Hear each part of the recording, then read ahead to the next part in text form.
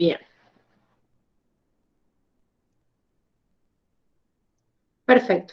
Empezamos entonces con este examen, o sea, con la corrección del examen de la unidad 26 y 27, ¿sí? Que era el examen que correspondía a respiratorio y excretor. Yo sé que ustedes tienen otro orden, los que hayan rendido en la virtualidad tienen todo como en desorden las preguntas de acuerdo al Moodle, pero bueno, siempre le buscamos un orden, así que fíjense, no sé cómo hacen cuando corrigen, pero de última pongan la lupita en el examen, si lo han descargado, para buscarlo más rápido, o en la misma página del Moodle, así encuentran rápido la pregunta.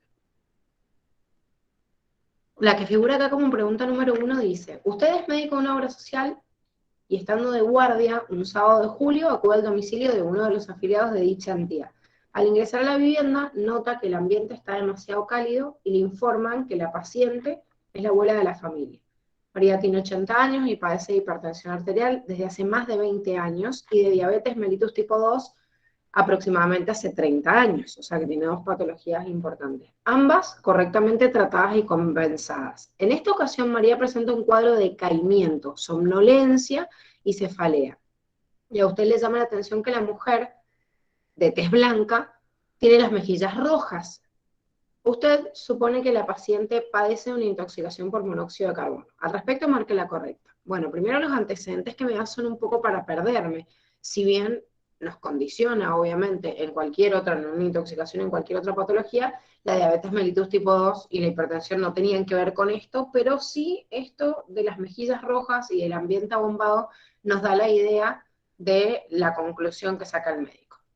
Básicamente es una consigna introductoria de una situación problemática, pero que en realidad me está diciendo qué es lo que tiene, no tengo que deducir nada, o sea que ya sé que hay monóxido de carbono. Y acá tenía que marcar cuál era la opción correcta. La primera me dice, el suministro de dióxido de carbono a los tejidos, en especial el cerebro, está alterado en esta intoxicación, lo que explica los síntomas. El suministro de dióxido de carbono, no, yo no suministro dióxido de carbono, yo recolecto el dióxido de carbono de los tejidos, lo que ya no me sirve. Lo que yo suministro es oxígeno hacia los tejidos, ¿sí? O sea, distribuyo el componente que necesitan para cumplir con su componente metabólico aeróbico.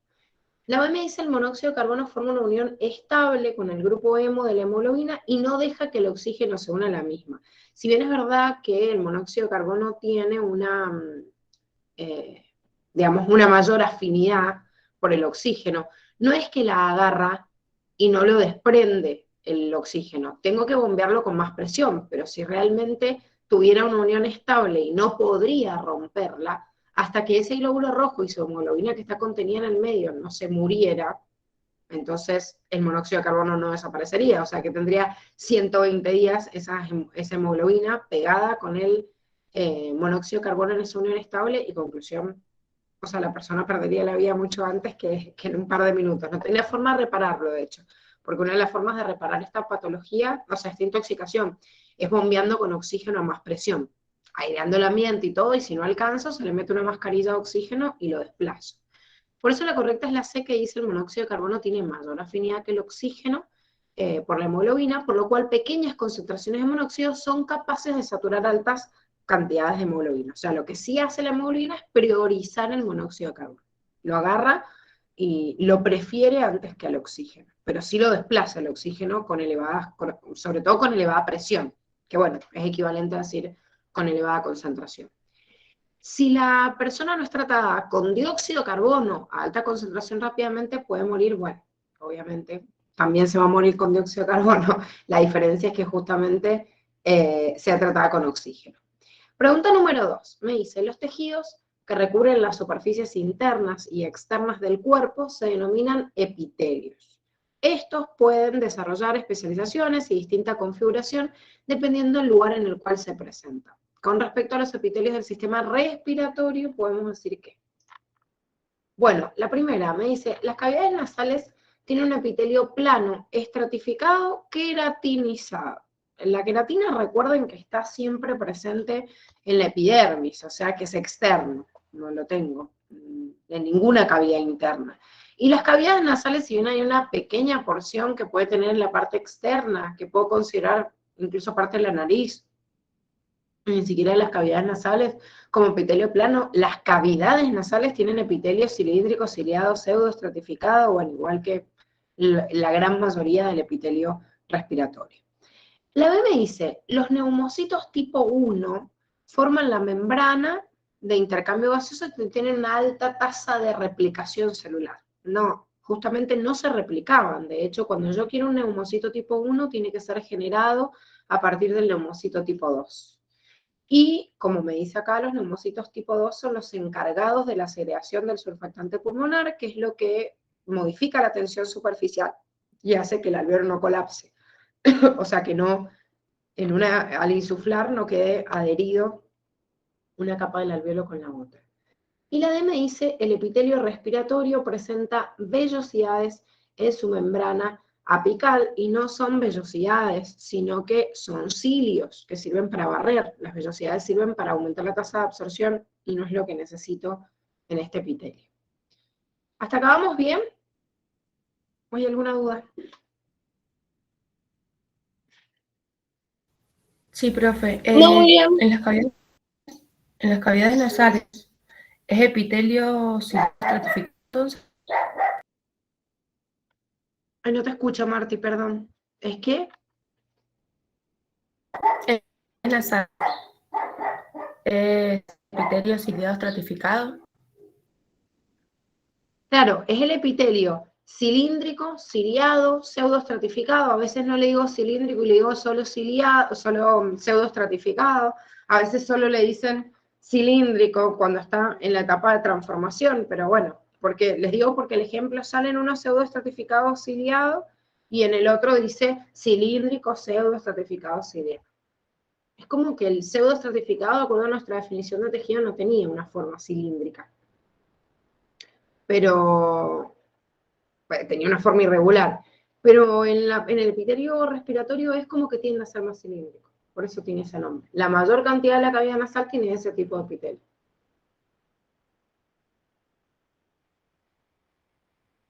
Sí, en la puerta, por eso nosotros le hicimos la aclaración, sí en la puerta de la nariz, que es el comienzo de la cavidad nasal, que también es la entrada de partículas, hay una parte en donde también tengo epitelio plano estratificado, porque es el epitelio que también tengo en la boca y que tengo en una parte de la faringe. Entonces, hay una parte donde también hay epitelio plano estratificado, pero la última, o sea, la segunda parte de la bibliografía, primero que no se los aclara bien, y aparte de última, si me genera la duda, porque puede tener uno y también el otro, aunque el otro es más abundante, esta opción por lo menos la descarto porque dice queratinizado.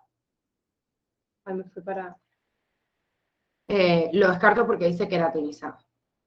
¿Sí? ¿Alguna otra duda? Profe, gracias. No, no.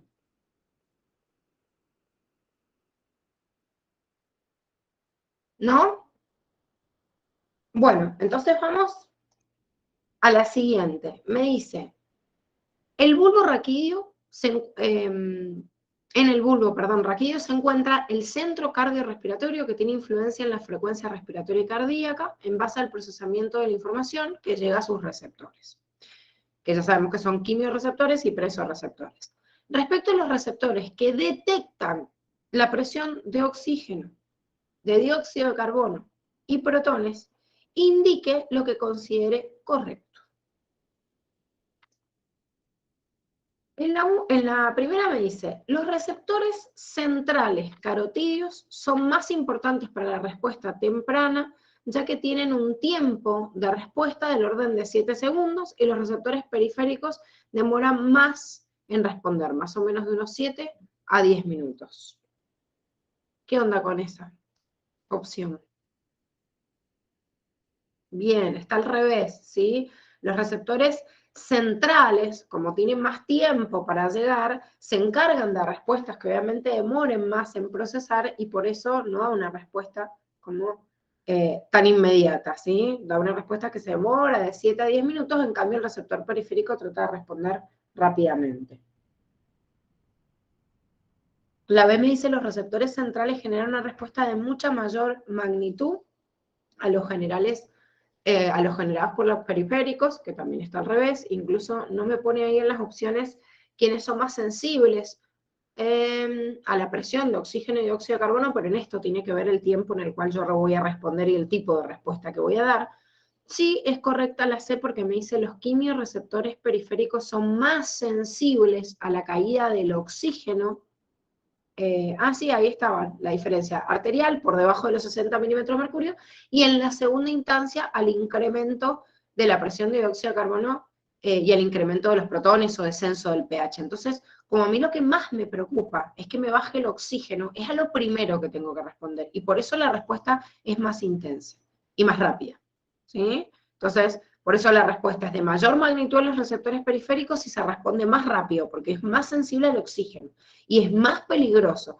El dióxido de carbono y los protones, recuerden que se compensan ambos y a través tienen compensaciones en el equilibrio ácido-base con buffer de la sangre y también con la participación del riñón. Entonces muchas veces se puede demorar en dar una respuesta. O sea, si yo tengo exceso de dióxido de carbono, digo, se hiperventila, o sea, se empieza a hiperventilar, pero en realidad si yo tengo exceso de dióxido de carbono, voy a hiperventilar más fuerte si en realidad me falta oxígeno.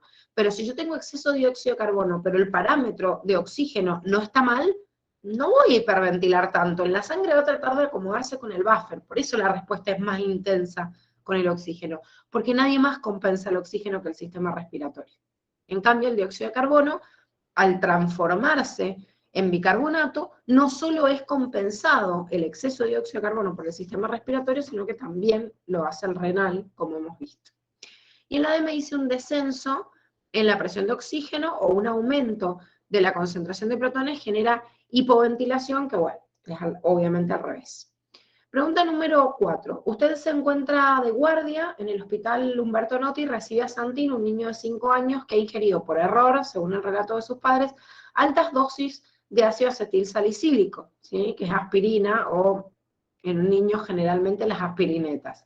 Los padres le cuentan que el niño encontró en la heladera la caja de aspirinas para niños y que se comió tal como si fueran caramelos, todos los comprimidos de la caja.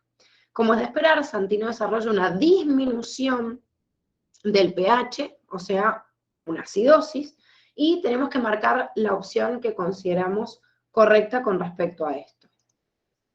La A me dice, desarrolla una disminución de los protones en sangre, lo cual lo lleva a un aumento de la producción de ácido carbónico. Bien, a ver, si yo tengo ácido acetil salicílico y lo estoy ingiriendo, lógicamente va a haber un aumento de los protones, no una disminución. Si yo tengo un aumento de los protones, sí es verdad que me va a llevar a un aumento del ácido carbónico y por ende a la producción de dióxido de carbono, pero no una disminución. Tengo una disminución del pH, pero no una disminución de los protones. B dice los receptores de pH en el cuerpo carotídeo. Sí. Perdón, en la A yo pensaba, porque como dice disminución de los protones, entiendo que va a ser una respuesta. ¿Una respuesta de qué? O sea, ante haber tomado aspirinetas, habían subido los protones, entonces la respuesta del cuerpo va a ser la disminución. Ah, ¿lo tomaste como una respuesta de esto?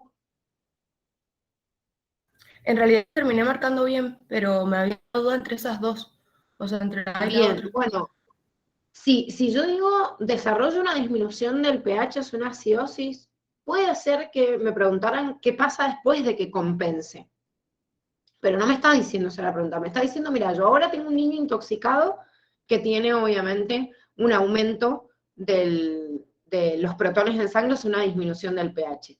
Ese aumento, en un primer momento, el aumento de los protones te va a llevar a que se produzca por la combinación de bicarbonato en ácido carbónico, que el ácido carbónico se descomponga en dióxido de carbono y agua y eso te va a originar una hiperventilación. Ese es el camino, ¿no?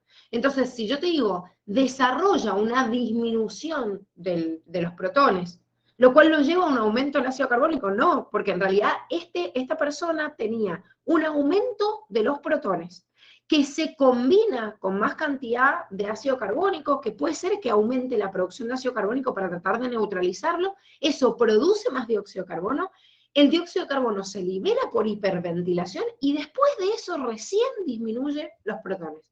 A eso creo que te referís con el tema de la respuesta, ¿sí? O sea, en última instancia yo tengo como la función de disminuirlo hasta compensar ese pH, pero incluso la opción ya te lo está dando al revés, ¿entendés? O sea, no es una cosa que origina la otra, porque la disminución del pH sería lo último después de la respuesta compensatoria. Ah, bien, bueno, gracias. No, nada.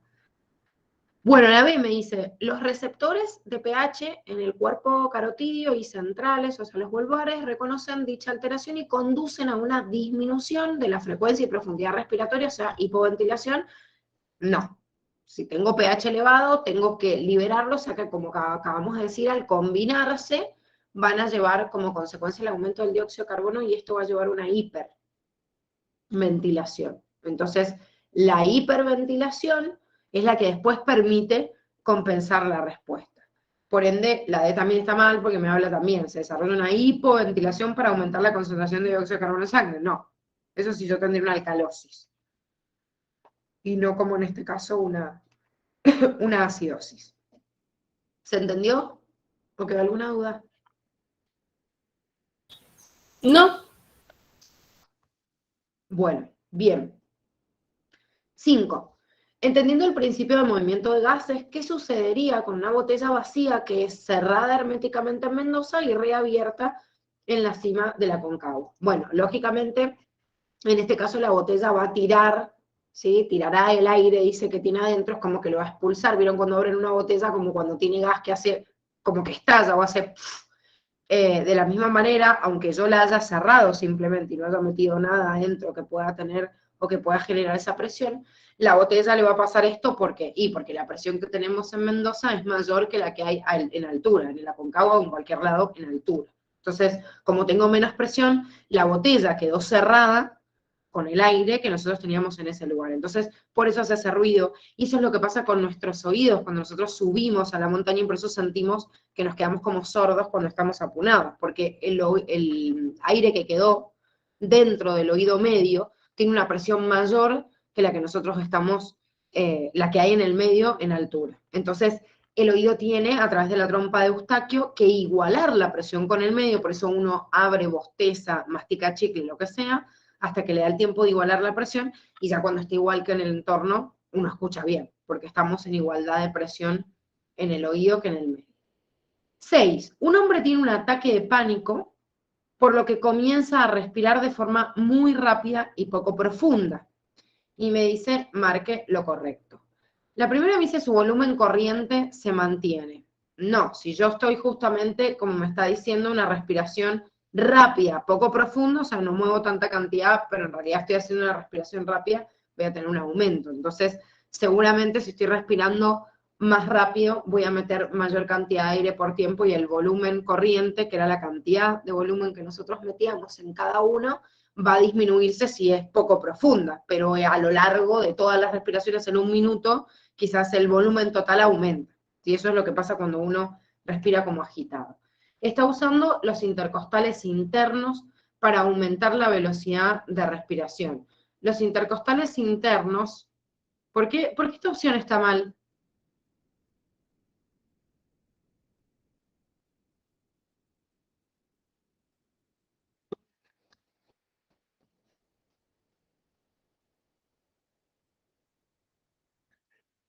¿Qué eran los intercostales internos?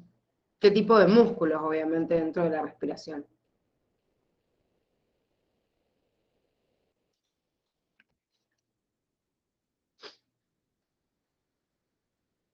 ¿Cuáles son los músculos inspiratorios primarios?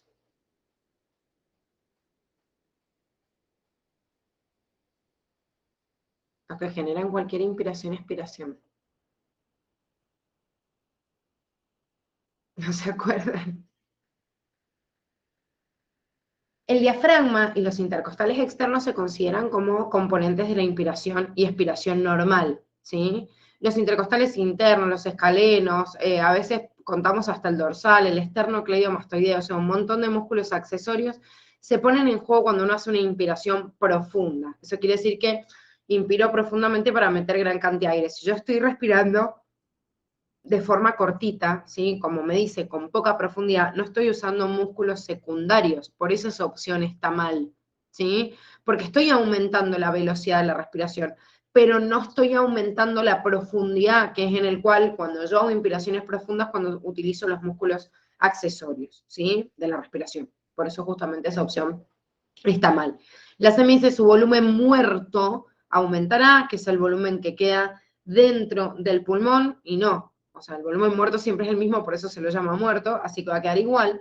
Y en la D me dice no tendrá buena ventilación alveolar, que es justamente lo que sucede, porque la ventilación alveolar es la cantidad de tiempo, o sea, la exposición que yo hago de ese aire a cada uno de los alveolos para que puedan hacer hematosis. Si yo estoy respirando poco profundo y poca cantidad, la cantidad de aire que llega por minuto a cada uno de esos alveolos a exponerse es más cortita. Entonces, no se alcanza a hacer el intercambio gaseoso o hematosis, ¿sí? Por eso en lo que afecta esta respiración corta es justamente en la ventilación alveolar. Y por eso una persona que empieza a responder a respirar agitada y con esas respiraciones cortas empieza a sentirse como medio mareado, porque se empieza a descompensar por la falta justamente del oxígeno, porque no me está entrando lo suficiente.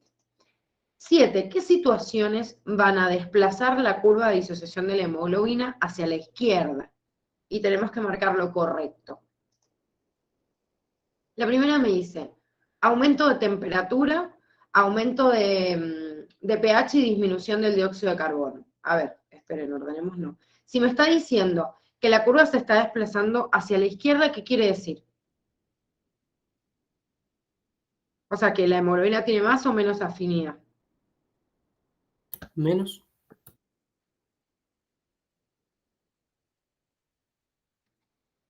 Más, ¿eh? Ojo, Juani. Hay más afinidad, por eso la curva de la mioglobina es una curva desplazada hacia la izquierda. Más afinidad quiere decir que lo abrazo más fuerte al oxígeno y no lo quiero soltar. Entonces, todo desplazamiento de la curva hacia la izquierda es porque hay más afinidad por el oxígeno. Eso quiere decir que cuando pasa esto, cuando estoy hacia la izquierda, es cuando no hay una falta, digamos, de oxígeno en los tejidos, por eso abrazo al oxígeno, y al no haber falta de oxígeno quiere decir que son todos los parámetros que no hacen escasear ese oxígeno. Por ejemplo, la disminución de la temperatura, la disminución del dióxido de carbono, la disminución de la concentración de protones o aumento del pH, que sería lo mismo, o en el caso incluso que tenga una alcalosis me va a pasar lo mismo, incluso la disminución del 2,3 difosfoglicerato, que también era una medida de consumo de ATP. ¿Sí? Entonces lo que tengo que buscar en todas estas opciones son las que hagan esa combinación. Todas las demás hay algo que está mal. En la A dice aumento de la temperatura, los otros están bien. En este dice aumento del dióxido de carbono. No, y esto también. Esto está invertido, está todo invertido a la B. En esta dice disminución del pH, esto está mal, esto está bien, y aumento de la está mal. Bueno, hay algunas que tenían algunos componentes bien o mal, o sea, me tengo que ordenar qué es lo que me están pidiendo y cómo están todas las variables para poderlo responder más rápido. 8. Matías es un niño de 3 años que desde muy pequeño ha tenido espasmos bronquiales. Su madre conoce esta situación y siempre está atenta por si Matías se le cierra el pecho. El niño concurre a su control de salud, usted lo revisa y lo encuentra muy bien. El niño está creciendo bien y su peso y talla son adecuados a su edad. El desarrollo psicomotor está acorde y en este momento no presenta broncoespasmo. La madre del niño le comenta que los últimos episodios de broncoespasmo han sido durante la noche. Teniendo en cuenta sus conocimientos, marque la opción correcta sobre la explicación de este fenómeno. O sea, que más allá de toda la introducción que me está dando, la verdad es que lo que me está preguntando es para que yo medite y diga, ¿qué es lo que pasa cuando una persona está acostada? ¿Por qué cuando alguien está enfermo un ataque de broncoespasmo lo tiene en la noche? O si estoy tosiendo, o sea, obviamente me influye más sobre la noche. La verdad es que durante la noche, y esto sale como en un anexo y está aclarado también en el cuadernillo del sistema nervioso, o sea que era una integración, era medio una trampita, no solo una pregunta de esta unidad. Durante el sueño, cuando nosotros nos acostamos, sabemos que durante el sueño baja, digamos, la estimulación de prácticamente todos los sistemas por efecto del sistema nervioso parasimpático. Y ese sistema nervioso parasimpático en realidad baja como todos los valores para tratar de estabilizar el organismo. Entonces, dentro de eso, como nosotros sabemos que el simpático produce broncodilatación para respirar más profundamente cuando yo necesito más oxígeno y gastar más energía, justamente en la noche, que bajan todos estos parámetros y que domina el parasimpático, el nervio vago, que recuerden que era el único par craneal que llegaba hacia todos los órganos, que lo tenían nombrado acá porque llega al diafragma, lo tienen nombrado también en el cuadernillo de digestivo, ese nervio vago, como nervio motor, porque llega a todos lados, como es, aparte de ser un nervio craneal, tiene una rama parasimpática, produce justamente por esto broncoconstricción. Entonces es más probable, ¿sí?, que den estos broncoespasmos en la noche. La A, o sea, no tiene forma de ser. Durante el sueño la vía supuratoria colapsa. Si colapsaría, entonces todos nos moriríamos cada vez que dormimos. O sea, no puede colapsar.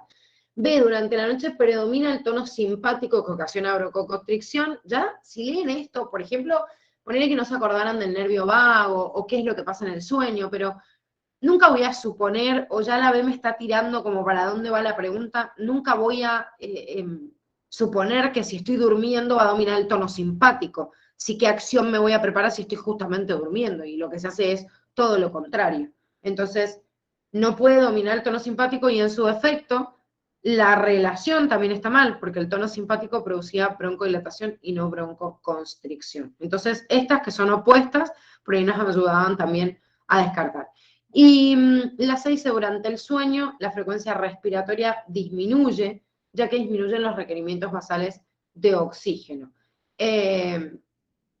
Durante el sueño la frecuencia respiratoria se mantiene constante, ¿sí? Es verdad que hay menos requerimientos, pero por eso baja la tasa metabólica y en realidad yo llevo a cabo en cualquiera de los otros parámetros, digamos, o sea, no aumento de hecho la frecuencia respiratoria para no bombear a los músculos, pero no necesariamente yo para acostarme a dormir voy a tener nada más bradicardia. Pero bueno, era la única que los podía por ahí confundir un poquito, ¿sí? De todas maneras no sería el motivo por el cual, si bien uno la leía y decía, no, pero esto puede estar bien, no sería el motivo por el cual el ataque de asma le da la noche. O sea, no responde de última la pregunta, si los podía perder. ¿Se entendió? Porque sé que en esta pregunta, no sé si puntualmente del curso de ustedes, pero sé que en general se confundieron como mucho. ¿Quedó clara? Sí, yo había marcado la 6. Bien, sí, es que si uno lo lee, o sea, como que dice, bueno, sí, puede ser, pero no entendería ese o no sería ese el motivo por el cual una persona con asma o una persona con cualquier problema respiratorio, con cualquier EPOC, tiene colapsos en la noche o empieza a toser de noche. Porque de hecho apenas uno se acuesta, o sea, empieza a toser y no tiene que ver con que bajó o no bajó. Aparte, si bajara el requerimiento de oxígeno, al revés, respiraría más lento y colapsaría menos. Bueno, 9. ¿Cuáles son las presiones parciales de oxígeno en la arteria pulmonar? Llega al pulmón, arteria pulmonar está llegando al pulmón para purificarse, sangre desoxigenada. Alveolo, sangre oxigenada. Vena pulmonar, respectivamente, sangre oxigenada. O sea, desoxigenada, oxigenada, oxigenada. Eso es lo que me está preguntando y por eso el parámetro y la respuesta correcta era la secuencia 40, 100, 100. 10. La hemoglobina es el pigmento respiratorio que se encuentra en los glóbulos rojos y se encarga del transporte de oxígeno a los tejidos. Sin embargo, los músculos tienen otro pigmento que también se encarga de transportar oxígeno, el cual se denomina mioglobina. ¿Sí? Ahí está el otro pigmento del cual nosotros hablamos, que es importantísimo porque justamente me sirve como reserva en el músculo. Bien, con respecto a este último podemos afirmar, excepto, o sea, tengo que marcar lo que está mal. Dice, tiene una curva desviada hacia la derecha. Sí, está mal porque dijimos que la mioglobina tiene una ecuación hacia la izquierda. ¿Por qué? Porque tiene más afinidad por el oxígeno, como dice la opción B. Cuando el tejido no recibe suficiente oxígeno de la hemoglobina porque ha consumido todo lo que tiene, comienza a ser transferido por la mioglobina. Recuerden que tenía un parámetro de acción a los 20 milímetros de mercurio, y más o menos a los 20 milímetros de mercurio empezaba a ejecutar la liberación de oxígeno a esta mioglobina cuando ya le quedaba poco menos de la mitad de oxígeno a la hemoglobina. Y después se actúa como reserva adicional de oxígeno, sí, obviamente para eso sirve. 11. En el cefalocordado branquiostoma, que ahí el nombre de este branquiostoma viene justamente el nombre de la branquia, el agua ingresa por la boca y es expulsada a través de las hendiduras branquiales, lo que hoy en día conocemos como la respiración a través de la branquia. Este es un ejemplo de que las branquias de los vertebrados cumplieron en su origen evolutivo otra función. Cuando uno ve esto en los pececitos, que uno dice, ¿por qué el pez para respirar está boqueando? O sea, está bien, mete también alimentos, pero en realidad está boqueando todo el tiempo. O sea, ¿por qué mete por la boca? Y en realidad, evolutivamente, justamente, este branquiostoma, que es el antecedente, o donde se estudió el origen de las branquias, se comprobó que cumplían justamente una función alimentaria y por eso el agua ingresa por la boca. Entonces, desde el vamos ya saliendo por las hendiduras, estoy favoreciendo el traspaso de agua, pero la función originaria de meter ese agua no era la respiración, ¿sí? Era la alimentación. Entonces, debido a esto es un resabio evolutivo para entender que no siempre cumplieron con las funciones respiratorias, sino que en algún momento fueron, o sea, tuvieron que ver con la función alimentaria. Después, las MIC se utilizan como quimiorreceptores, equivalente al gusto y olfato, no tiene nada que ver, y después se utilizaban como presoceptores. Nada que ver, o sea, si en realidad estamos diciendo que bombeamos agua y después lo pasamos por las hendiduras, o sea, no tiene nada que ver con un presoceptor. Y si bien, si me hubiera dicho, último, un quimioceptor que está detectando la concentración de dióxido de carbono o de oxígeno en el agua, bueno, pero mis equivalentes al del gusto y el olfato, no tienen esa, digamos, esa función ni esa transformación evolutiva. 12. Marque la opción correcta sobre la composición de la barrera hematogaseosa, considerando el recorrido del aire inspirado. Inspirado. O sea que desde que estoy respirando, digamos, hasta que se va para adentro. Si yo respiro, el aire llega y lo primero que toma contacto es con la vía respiratoria y después va a llegar hacia el cuerpo. ¿Por qué es importante esto? Porque si yo no digo ese orden, la barrera, o sea, la barrera de hematosis o como le ponen hematogaseosa a veces, podría ser al revés, porque cuando yo transmito el dióxido de carbono lo transmito desde la sangre hacia el exterior, ¿sí? Entonces, en el orden me están preguntando el alveolo, la lámina basal y la capita que recubre el capilar. Entonces, el alvéolo, como ya sabemos, es una superficie de intercambio, es un epitelio plano simple. Luego nos encontramos con la lámina basal, que es tejido laxo, ¿sí? Y prácticamente colágeno, mucha cantidad de colágeno, y después el endotelio capilar, que me podrían haber puesto un epitelio plano simple, como acá. ¿Ven? Epitelio plano simple de los capilares sanguíneos. Entonces, ¿qué es lo que estaba mal? Bueno, primero acá, no, epitelio plano simple, después me dice no, este estaba igual, pero al revés, como dijimos recién. O sea, si yo no tomaba en cuenta esto, que me decía, considerando el recorrido del aire inspirado, si me ponía expirado, la A era la correcta y no la C. ¿Se entiende?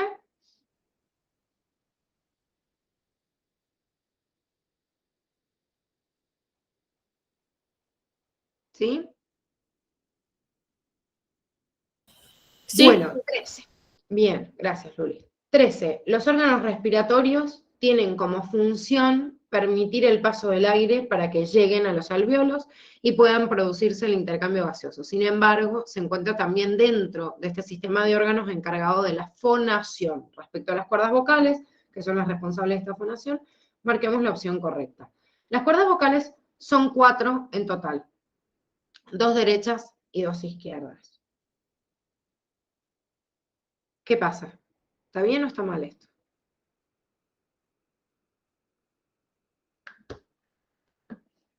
Bueno, ya la tienen marcada, pero ¿por qué está mal?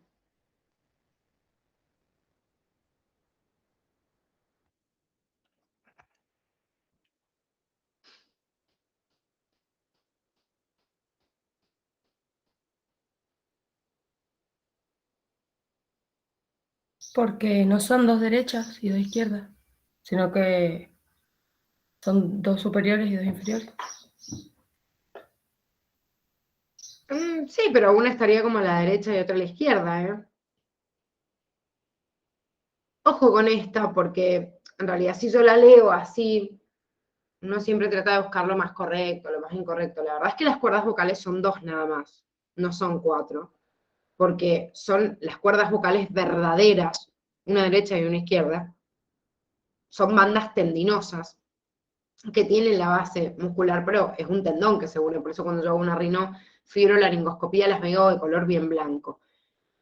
Pero en realidad, las otras cuerdas que nos nombran son cuerdas como falsas, que me dicen, que vienen como por detrás y es la masa muscular que puede comprimir a la cuerda en el caso de que lo necesite. Cuando yo estoy esforzando la voz, como por ejemplo una persona cuando está difónica o tiene alguna patología en las cuerdas, está como todo el tiempo las cuerdas falsas empujando, haciendo como de asistente esas cuerdas vocales.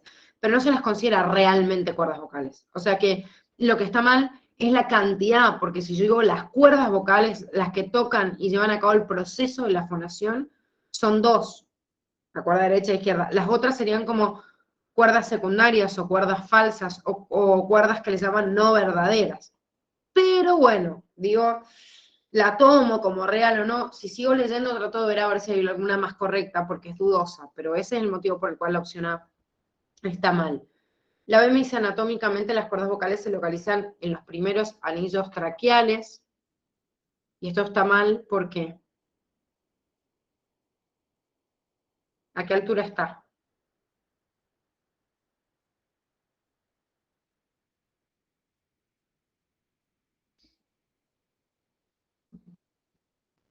¿Dónde está la laringe?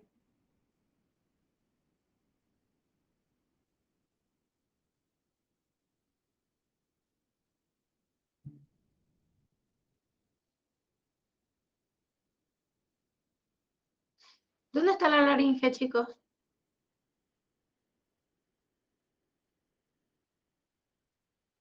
¿A qué altura del cuello? Che, hay varios datos anatómicos que no se acuerdan, repásenlos, porque esos datos figuran en el cuadernillo de la facultad, ni siquiera en el libro, así que es muy probable que se los tomen, ¿sí? Recuerden el inicio y terminación de cada uno de los fragmentos, porque, a ver, si me digo anatómicamente en los primeros anillos, y no, digo, las cuerdas vocales están en la laringe, están arriba, pero están ahí como en el límite. Sin embargo, las cuerdas vocales están a la altura, como están en el cuello, están a la altura de las vértebras cervicales. En cambio, justamente donde empiezan las vértebras torácicas es donde empieza la bifurcación, o sea, donde está la tráquea y luego empieza la bifurcación, más o menos a la altura de T5 de los anillos traqueales. Entonces, en esa primera parte, desde la cervical hacia la porción de las vértebras torácicas, está la tráquea. Pero las cuerdas vocales están como en el medio de la porción de la laringe, vienen en el cuello, en la porción de las cervicales, ¿sí? Así que ni siquiera es como que tampoco está cerca del inicio de los anillos traqueales. Y obviamente no está en la tráquea, sino en la laringe. En la expiración forzada, las cuerdas vocales se juntan en la línea media. En la expiración forzada, en realidad cuando yo estoy expirando, si no estoy fonando o estoy fonando, va a haber una diferencia. Si ustedes se fijan en la D que me habla de lo correcto, dice durante la inspiración las cuerdas vocales se mantienen separadas porque yo estoy hablando, y para la fonación dice las cuerdas se juntan durante la expiración, entonces están como chocando y gracias a ese golpeteo se produce la voz. Pero en la expiración forzada, si yo estoy liberando forzadamente aire, o sea, traten de hacer eso y de hablar en simultáneo y no van a poder. Entonces, si estoy haciendo una expiración forzada, estoy sacando todo el aire con lo que más puedo, no puedo hablar en simultáneo, porque como es forzada, tengo que sacar todo el aire fuerte, o sea, rápido. Entonces, si saco todo el aire fuerte, no puedo estar chocando las cuerdas porque es como que estoy cerrando el paso de lo que quiero sacar de forma forzada. Entonces, ojo, porque en la fonación sí es verdad que se van juntando en la expiración para producir la fonación, pero esa expiración hace el choque de las cuerdas, pero no en la expiración forzada, en donde yo necesito sacar todo el aire, entonces no puedo fonar a la vez, no puedo hablar a la vez. Por eso la C también está mal.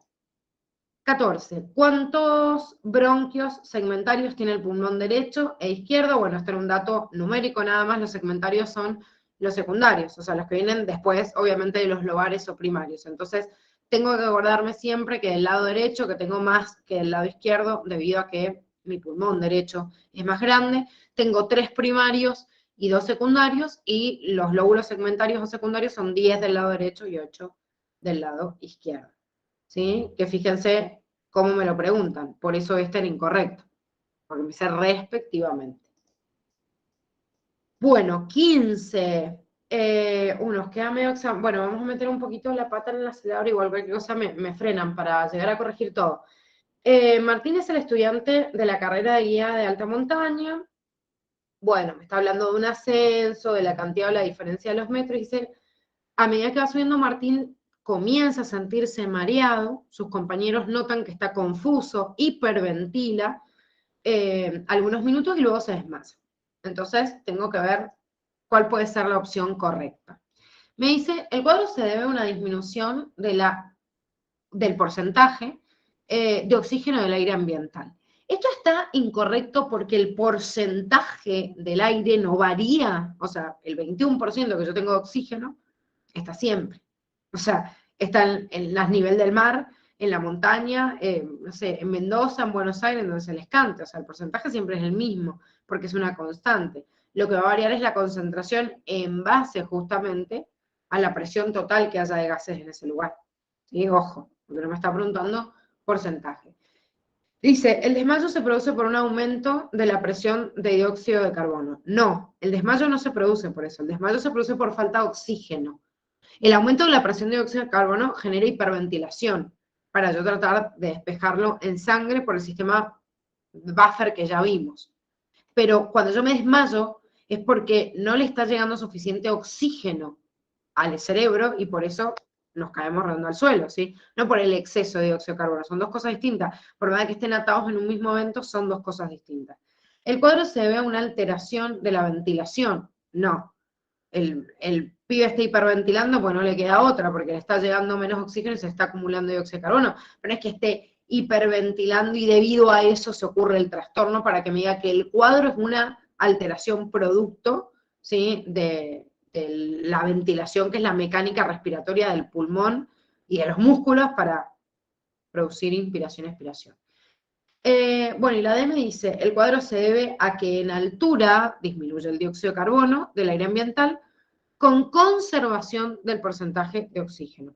Bueno, está bien, o sea, en realidad yo tengo en este cuadro una falta de oxígeno que me lleva justamente al desmayo, también se acumula dióxido de carbono y eso hace que hiperventile, pero bueno, lo importante es que en realidad tengo disminución del oxígeno y esto es lo que produce el desmayo. Pero esto que me está, digamos, reparando el daño que había en la opción A, de decir, está disminuyendo el porcentaje ambiental, recordemos que siempre el porcentaje se conserva, pero lo que varía es la presión parcial de los gases, dependiendo obviamente de la mezcla total de gases de ese lugar. 16. Jacinto padece una enfermedad que le produce disminución importante de la secreción de la hormona ADH. Este déficit le produce una serie de alteraciones orgánicas, de ellas marque la correcta. Bueno, esto no me acuerdo en qué cuadernillo estaba como un anexo, porque me parece que no es en el de endocrino, pero ¿por qué le van a llamar diabetes insípida? ¿Sí? Porque uno dice que tiene que ver la diabetes con la ADH, pero si yo tengo una disminución importante en la secreción de ADH, la ADH es una hormona que ayuda a retener el agua porque es antidiurética. Y es la principal en retener el agua en el riñón. Si yo tengo una disminución de ADH, la persona va a liberar muchas orinas abundantes. Orinas. ¿Por qué? Porque le falta ADH. Tiene un pedo que ver con la glucosa. ¿Por qué le llaman diabetes insípida? Porque uno de los cuadros por los cuales pueden detectar la diabetes, las personas que tienen diabetes por falta de insulina, es porque van mucho al baño.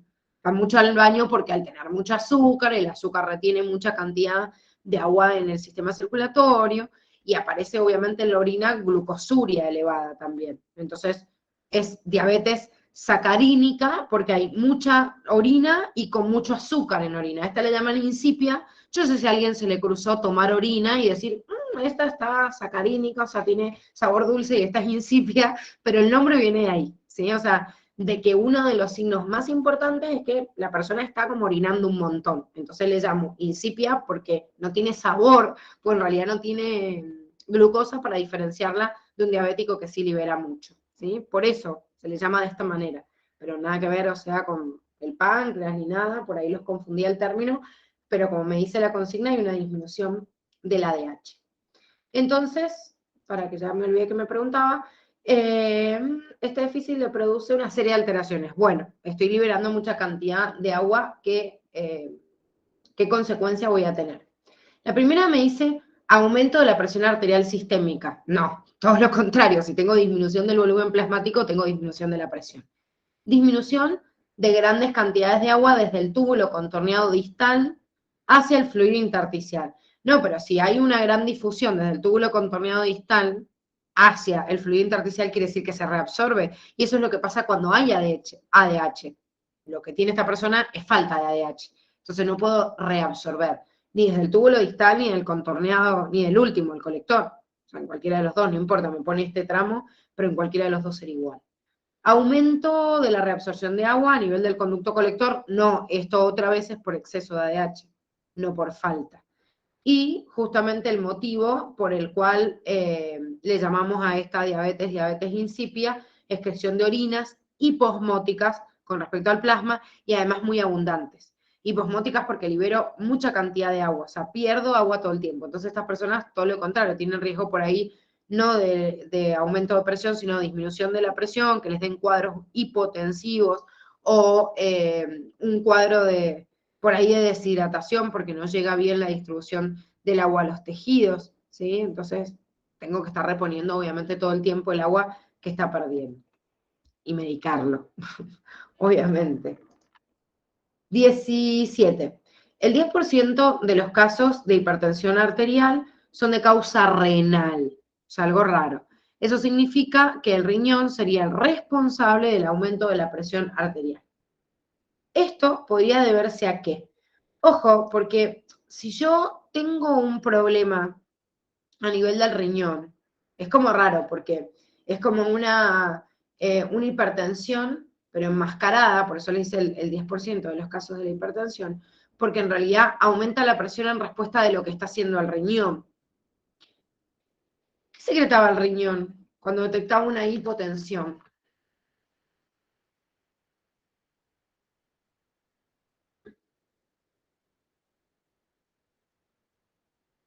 ¿Qué secreta el riñón para regular la presión?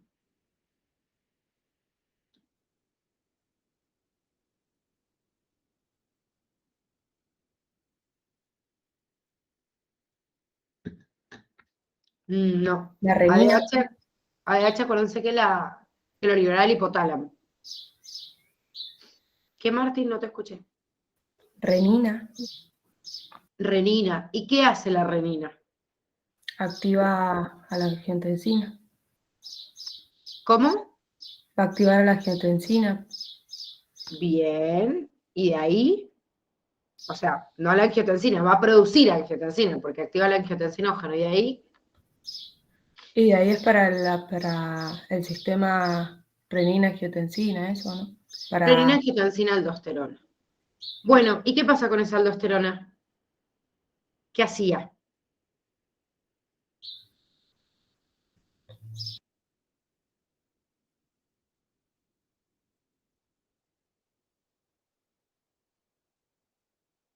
Yo no sé si no se acuerdan, están dormidos, les da vergüenza hablar. Es mejor que conteste otro, pero es muy importante que aprovechen esto para hacer el repaso, chicos, porque los exámenes, estos últimos 2 exámenes van a haber menos, obviamente, preguntas de esto en los repasos, debido a que lo estamos viendo o repasando de alguna forma con los exámenes. Sí, Nicole, la secreción de aldosterona lleva también a la vasoconstricción, pero esa aldosterona, ¿qué hacía? O sea, ¿qué efecto tenía en el organismo?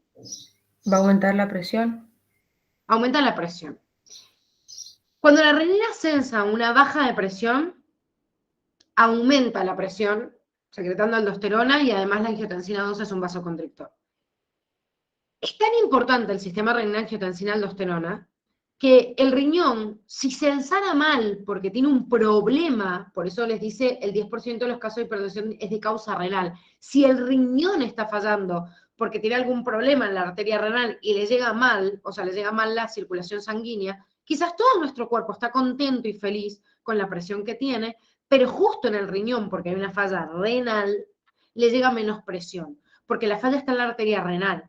Entonces, como el mecanismo para censar la presión sistémica la tiene el riñón, si el riñón censa mal, porque su dispositivo está roto y no nuestro cuerpo, bueno, si le está llegando menos sangre, aunque todo el cuerpo le llegue bien, el riñón, en vez de compensar una hipotensión por deshidratación, por una hemorragia, por lo que fuera, en realidad lo está censando porque hay una falla en el riñón, pero secreta aldosterona y secreta angiotensina 2, o sea, por el sistema, y todo el cuerpo recibe el aumento del estímulo de la presión. Conclusión, debido a que hay una falla en el riñón, la consecuencia es desarrollar una hipertensión, cuando en realidad, ojo lo que es estímulo y lo que es respuesta, o sea, una hipertensión sistémica bajaría el estímulo del sistema renina-angiotensina-aldosterona. Pero acá no es esto, es la tensión del cuerpo estaba normal, pero claro, como la falla está en el riñón censa mal y al censar mal produce sustancias que producen una patología a nivel sistémico. O sea que si no estaría presente esa falla en el riñón, si funcionara bien no existiría esta hipertensión. A esto se refiere con una hipertensión de causa renal. Entonces la AME dice que el riñón no elimina la suficiente cantidad de agua.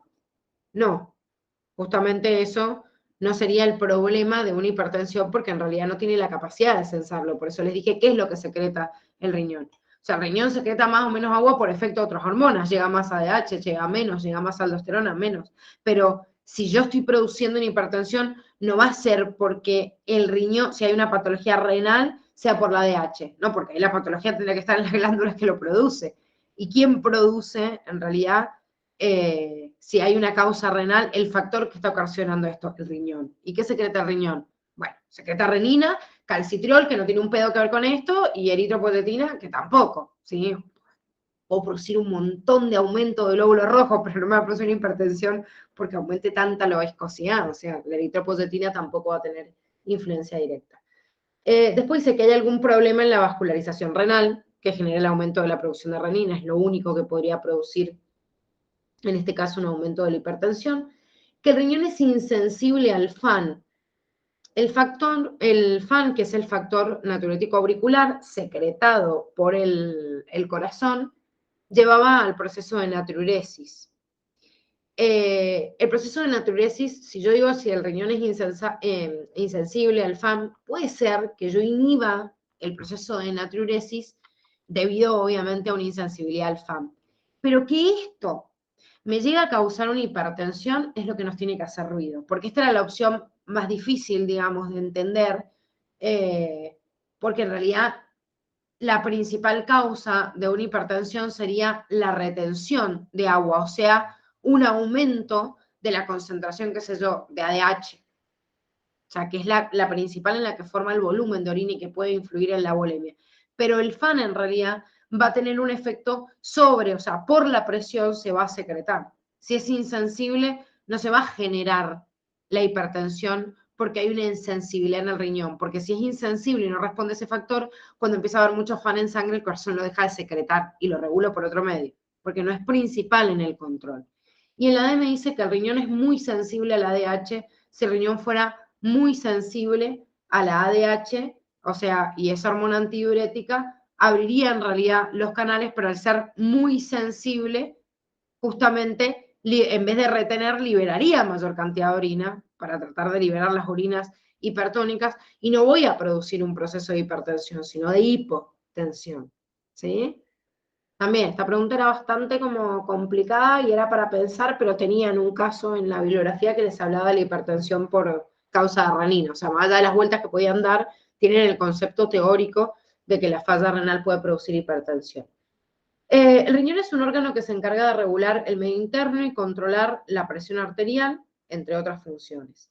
Acerca de su funcionamiento, indique la opción correcta, ¿sí? Con respecto al riñón. Para concentrar la orina y permitir retener agua, el riñón hace más hipotónica su médula. Bueno, listo, ahí ya la cagó, es hipertónica, al revés, pues justamente si no, no lo voy a poder concentrar, sino los túbulos que se van hacia el intersticio no podrían concentrar la orina antes de salir. La aldosterona es una hormona que estimula la reabsorción de potasio y la eliminación de sodio. No. Reabsorbo sodio, reabsorbo agua, que es lo que aumenta justamente la retención de los mismos, y excreto potasio.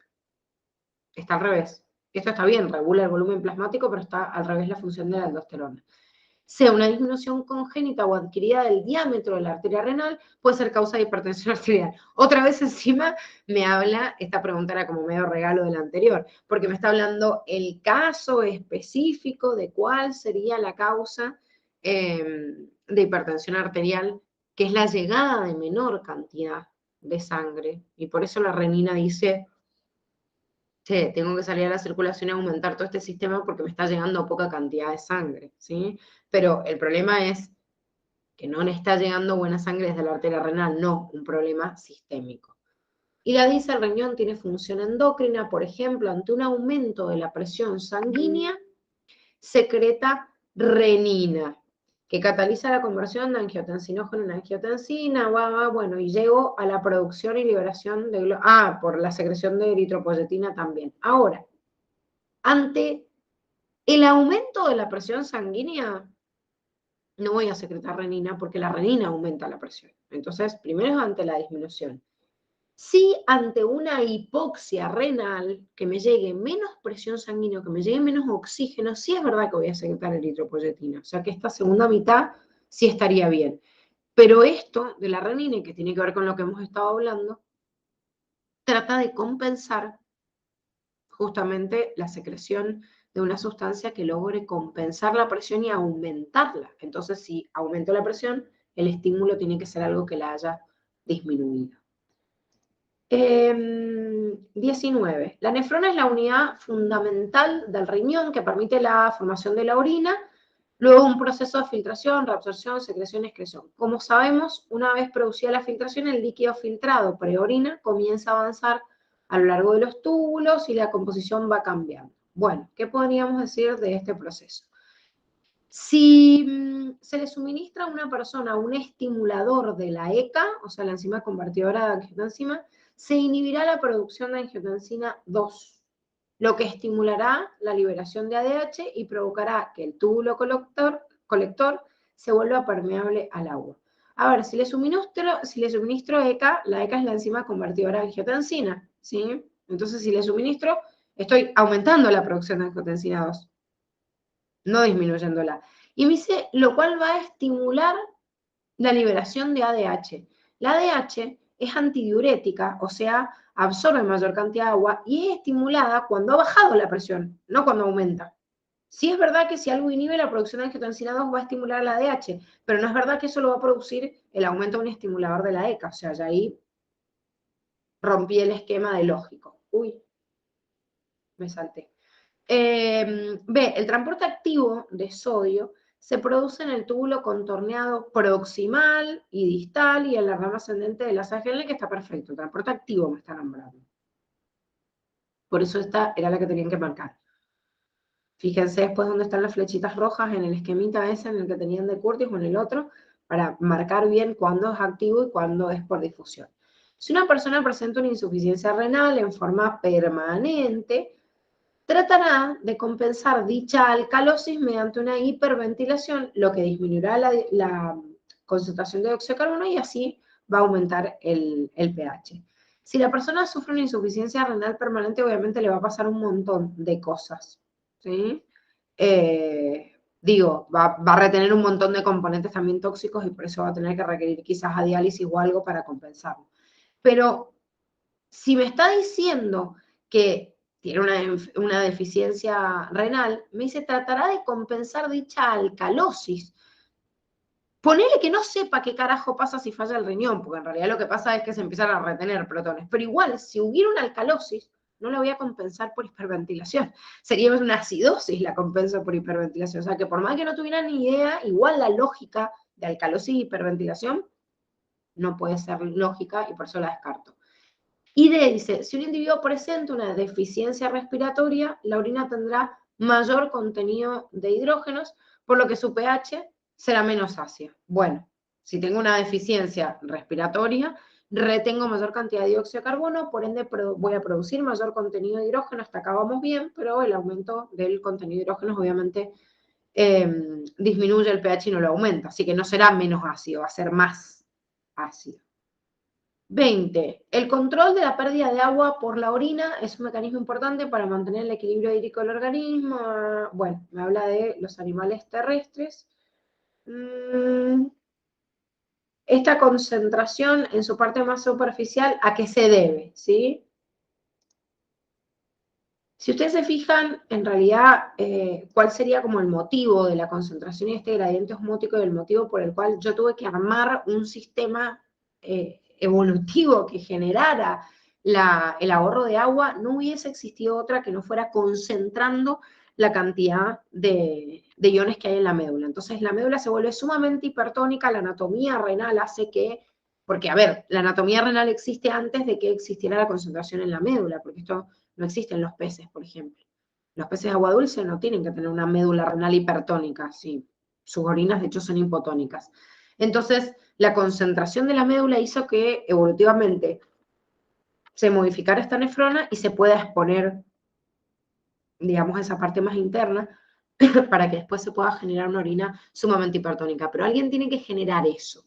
Y esto en el aumento del gradiente, y está bastante claro en la bibliografía, les dice que la reabsorción activa de cloruro y sodio en la porción gruesa de la asa de Henle es el principal motivo, por la posición en la cual está, de la concentración de toda la médula renal, que va creando como un gradiente desde la médula más profunda hacia la médula más superficial. Es re importante que sepan eso. ¿Quién origina ese gradiente de concentración? 21. Dice, la rata canguro es un animal que puede sobrevivir toda su vida sin beber agua. Una de las normas abajo anunciadas pondría en peligro su vida por deshidratación. ¿Cuál es? Bueno, recuerden que la rata canguro, que también estaba en el ejemplo, yo creo que estaba acá y también estaban de termorregulación, tiene que tener una dieta a base de lípidos, que serían como los únicos que en reserva de agua metabólica le pueden ayudar, ¿sí? Fíjense que les dice cuál sería la que puede poner en peligro su vida. No solo se alimentan con lípidos, sino que tratan de buscar hábitats nocturnos, ya que no van a beber nunca agua y todo lo van a sacar del agua metabólica, van a tratar de evitar como puedan el gasto metabólico. No van a ser como un camello que tiene un montón de reserva lipídica, pero sí se van a esconder por lo menos y alimentarse de lípidos. Obviamente su orina, que sea altamente concentrada, tiene que ver también con un ahorro impresionante de agua, pero nunca voy a alimentar, como dice acá, alimentarse con semillas de soja ricas en proteína. No importa de soja o de lo que sea, si yo me estoy alimentando con mucha cantidad de proteínas, voy a llegar en realidad a que el agua metabólica que se produzca sea mucho menos de la mitad. Acuérdense, bueno, incluso ni siquiera la mitad, la cuarta parte. Acuérdense que las proteínas, por cada gramo que yo libero, tengo 0,3 gramos de agua. En cambio, las de lípido, o sea, los lípidos, yo he grado 1 gramo y obtengo 1,1 gramos, o sea, casi 4 veces más. Entonces, ese aumento excesivo de la cantidad, obviamente, de agua es lo que me permite sobrevivir si no bebe nunca agua. Y nosotros por ahí no es tan significativo porque tenemos el agua desde otro lado. Bueno, chicos, ya es la hora, mañana vamos a meter la pata en el acelerador y vamos a terminar. De última, yo me pongo a elegir, o si quieren, elíjanse ustedes las preguntas más difíciles para que terminemos. La verdad que yo hace bastante que no estaba haciendo corrección de examen porque los hacía la Dani a la tarde, entonces no tenía calculado el tiempo que nos iba a llevar, pero no quiero que se queden sin